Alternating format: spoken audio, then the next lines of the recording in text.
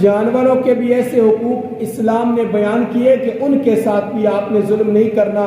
ان سے بھی ان کی استطاعت سے زیادہ کام ہم نے نہیں لینا۔ تو اب ایک طرف تو ہمیں تمام چیزوں کے حقوق بیان کیے گئے، والدین کے حقوق بیان کیے کہ والدین اگر ناراض ہے تو اس کا رب اس سے راضی نہیں ہو سکتا، لیکن یہاں آ کر اللہ تعالیٰ نے کیا حکم ارشاد فرمایا یا ایھا الذین آمنو، اے ایمان والو، لا تتخذوا آباءکم واخوانکم، مت بناؤ اپنے آباء و اجداد کو اور اخوانکم اپنے بھائیوں کو، یعنی اپنے بہن بھائیوں کو بھی اولیاء دوست۔ کب؟ ان استحبوا الکفر علی الایمان، جب وہ کفر کو ایمان پر ترجیح دیں تو وہ تمہارے والدین کہ جن کی رضا کے بغیر تمہارا رب تم سے راضی نہیں ہوتا، وہ تمہارے والدین کہ رب تعالیٰ نے جہاں بھی اپنے حقوق بیان کیے اس کے بعد تمہارے والدین کا حق بیان کیا کہ والدین کے ساتھ احسان کا رویہ اختیار کرو، ان کے ساتھ حسن سلوک کا رویہ اختیار کرو۔ یعنی ہر جگہ اللہ تعالیٰ نے اپنے حقوق کے بعد والدین کے حقوق کا تذکرہ فرمایا۔ غرض انسان کی کامیابی اللہ کے حقوق پورا کرنے کے ساتھ ساتھ والدین کی بھی حقوق ادا کرنے میں ہے، اللہ کی ناراضگی والدین کی ناراضگی میں ہے۔ تو اب یہاں پر بیان کیا جا رہا ہے، اب یہاں پر واضح طور پر اللہ تعالیٰ حکم دے رہے ہیں کہ والدین کو بھی اور اپنے بہن بھائیوں کو بھی اپنا دوست نہ سمجھو، دوست نہ بناؤ۔ کب؟ ان استحبوا الکفر علی الایمان، جب وہ اللہ کی بغاوت کے راستے پر چلتے ہیں، جب وہ اللہ کی نافرمانی کے راستے پر چلتے ہیں، جب وہ اسلام کے مقابلے میں دنیا کو، اسباب دنیا کو ترجیح دیتے ہیں، جب وہ اللہ اور اس کے رسول سے بغاوت کا راستہ اختیار کرتے ہیں، تو والدین کو بھی اپنا دوست نہ بناؤ۔ یہاں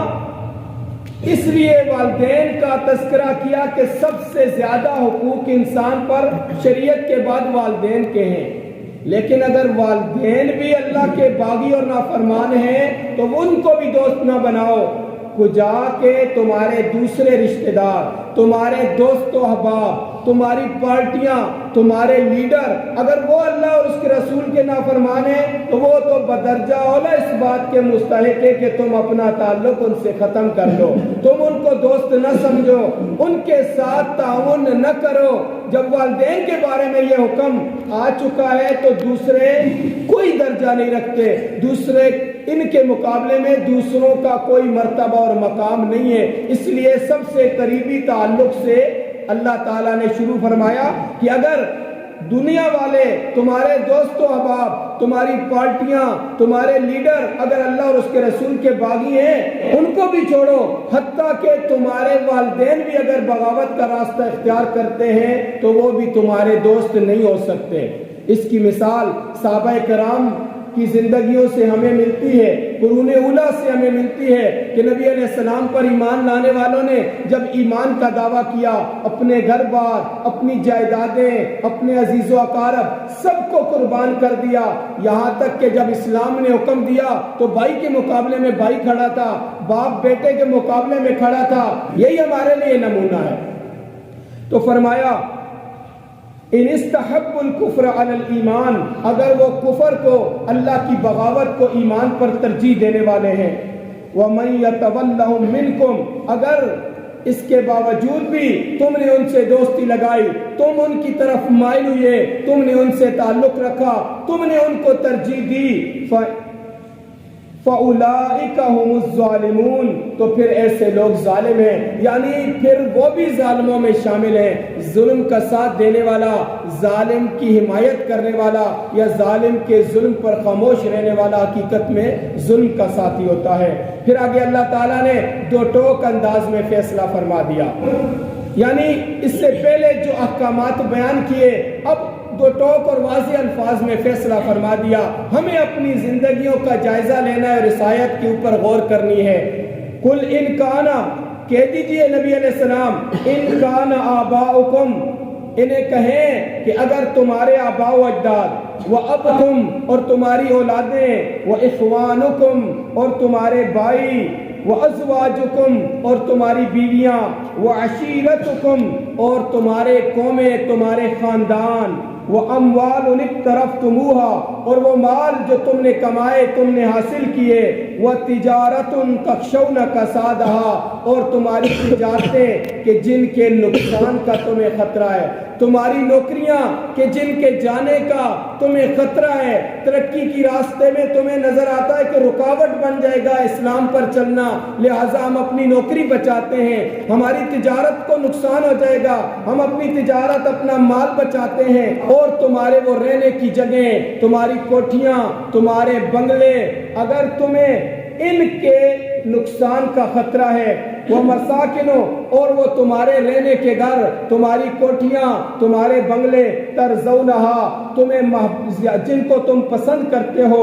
احب الیکم اگر یہ ساری چیزیں تمہیں زیادہ محبوب ہیں، من اللہ اللہ سے زیادہ محبوب ہیں، ورسولہ اور اس کے رسول سے زیادہ محبوب ہیں، وجہاد فی سبیلہ اور اس کے راستے میں جہاد سے زیادہ محبوب ہیں، یعنی اللہ کے دین کے جب اللہ اور اس کے رسول کا حکم آ جائے تو تم اپنے مال و اولاد کی وجہ سے، اپنی نوکریوں اور اپنے کاروبار کی وجہ سے،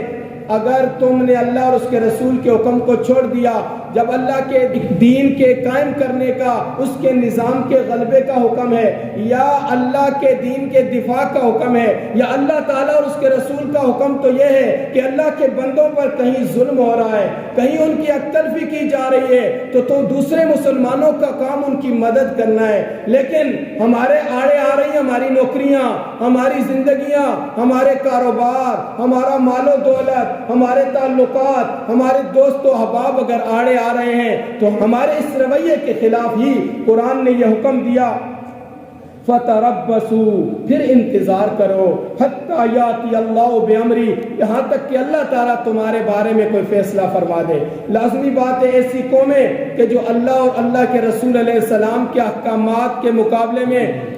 دنیا کو ترجیح دیتے ہیں، دنیا کی اپنی آسائش و آرام کو ترجیح دیتے ہیں، اپنے تعلقات کو ترجیح دیتے ہیں، ایسے لوگ دنیا میں بھی ذلیل ہوتے ہیں، اللہ تعالیٰ کی طرف سے ان پر دنیا میں بھی عذاب، سختیاں آتی ہیں، اور آخرت میں بھی ایسے لوگوں کا انجام ذلت ہی ہے۔ فَتَرَبَّصُوا پھر انتظار کرو، حَتَّى يَأْتِيَ اللَّهُ بِأَمْرِهِ یہاں تک کہ اللہ کا فیصلہ آ جائے، وَاللَّهُ لَا يَهْدِي الْقَوْمَ الْفَاسِقِينَ پھر اللہ تعالیٰ فاسق لوگوں کو ہدایت نہیں دیتا۔